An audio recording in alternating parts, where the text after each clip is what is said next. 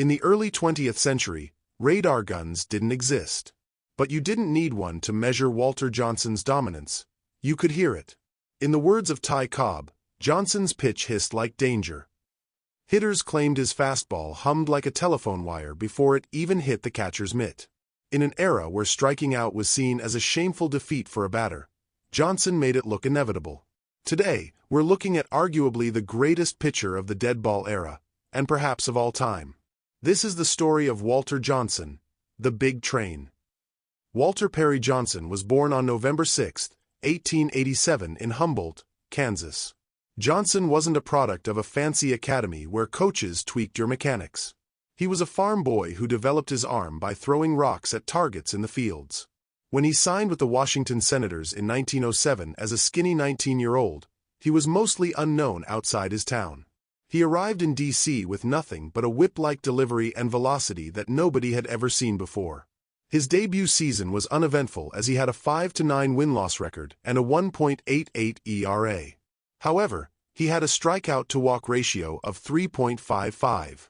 To put that dominance in perspective, during the Deadball era, a 1.5 to 2.0 ratio was considered good, as hitters prioritized contact over power. This is in contrast to modern baseball, where a 3.5 ratio is considered above average. Tactics and strategies in Deadball era are different from today's game. The game was about inside baseball, bunting, stealing, and slapping the ball for contact. Getting the ball in play was the main goal, and striking out was considered a cardinal sin. However, while most hitters were trying to just put the ball in play, Johnson was racking up strikeouts at a rate that defied the era's statistics. More than half of Johnson's teams finished at or near the bottom of the standings, and he had to be dominant to win games. This partially explains why he holds the major league record for most 1-0 wins with 38, while losing 26 games to the same score. Johnson also threw the ball differently from most pitchers of the day. People often mistake Johnson's motion for a submarine pitch, but that's not quite right. Johnson was a true sidearmer. While submarine pitchers, who release the ball from below their knees, usually rely on sinking movement, Johnson used his low three-quarters arm slot to create a terrifying, flat trajectory. It allowed him to generate incredible leverage and speed while hiding the ball behind his body until the very last millisecond, making his fastball feel even faster than it actually was. Given his fastball speed, he was compared to what was then the fastest thing on Earth.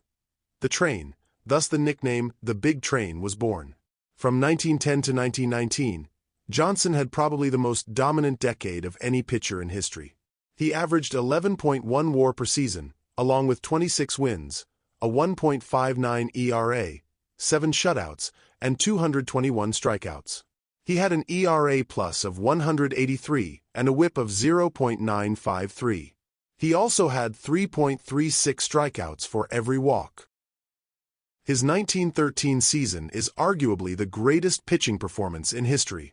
A 1.14 ERA and a 16.6 total WAR.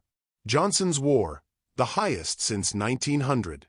It is the sixth highest of all time, but the pitchers ahead of him pitched in the 1880s when the pitcher's mound was just 50 feet away from home plate.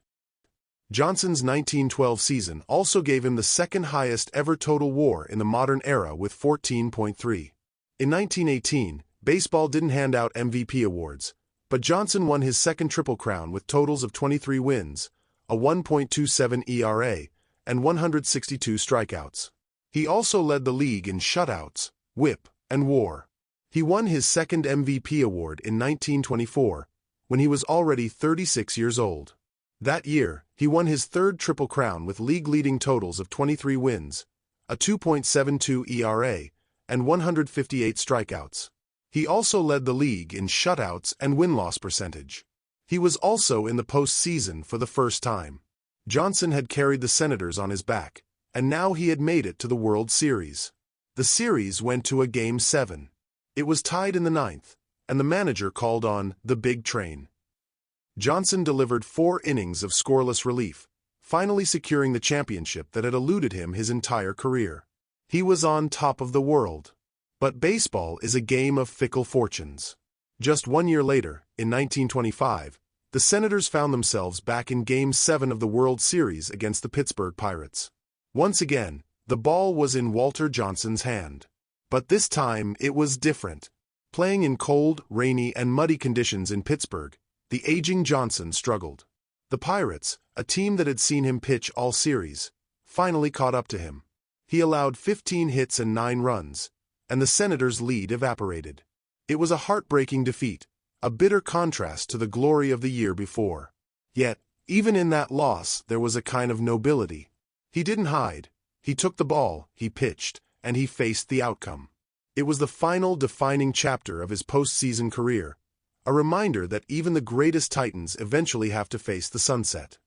What makes Walter Johnson truly legendary isn't just his 3,509 strikeouts or his 417 wins. It's that he did it with grace. In a game that was often ruthless, Johnson was the gentleman of the game. He famously hated the idea of hitting a batter. He would rather give up a base hit than risk an injury. He was soft-spoken, humble, and a hero to his community. This is in contrast with the dominant hitter during Johnson's peak, Ty Cobb, whose personality was generally considered abrasive. But how does he compare with other pitchers, especially those whose careers overlapped with his? When we talk about the greatest pitchers ever, Cy Young's 511 wins are usually among the first things mentioned. But numbers can be deceiving. Despite winning 94 fewer games than Young, Walter Johnson actually finished with a higher career WAR. Cy Young played from 1890 to 1911, the first decade of which had different rules and workloads. Johnson dominated in both the dead ball and live ball eras. Overall, Walter Johnson registered the second highest career WAR for any player, regardless of position. Babe Ruth is the all-time leader with 182.6. And Johnson's career wasn't just about longevity, it was about peak dominance. He won the pitching Triple Crown 3 times. He is only one of 3 pitchers to achieve this triple trifecta, the others being Grover Cleveland Alexander and Sandy Koufax. Johnson also led the league in strikeouts 12 times, the most in baseball history. For over a decade, if you stepped into the batter's box against the Washington Senators, you knew exactly what you were facing. A guy who was going to beat you and who was likely going to strike you out doing it. In 1936, baseball selected the inaugural members of the Hall of Fame. 5 players were chosen: Ty Cobb, Babe Ruth, Honus Wagner, Christy Mathewson, and Walter Johnson. This cemented Johnson's place among the greatest players of all time, regardless of position. Johnson also regularly shows up at the top of lists of the greatest pitchers ever. In 2001, baseball historian and sabermetrician Bill James ranked Walter Johnson the greatest pitcher of all time. In 2016, ESPN named him the greatest right-hander of all time, with the greatest left-hander title going to Sandy Koufax. In December 2025, the prestigious site and publication Baseball Egg also named Walter Johnson the greatest pitcher of all time. Walter Johnson died on December 10, 1946. He was 59. Thank you for watching. Do you think Walter Johnson is the greatest pitcher of all time? Share your thoughts in the comments below. Please consider liking, sharing, and subscribing. Thank you. A special shout out to the members of our YouTube community. You can join their ranks by clicking on the join button or the link below. Your help goes a long way. Thank you.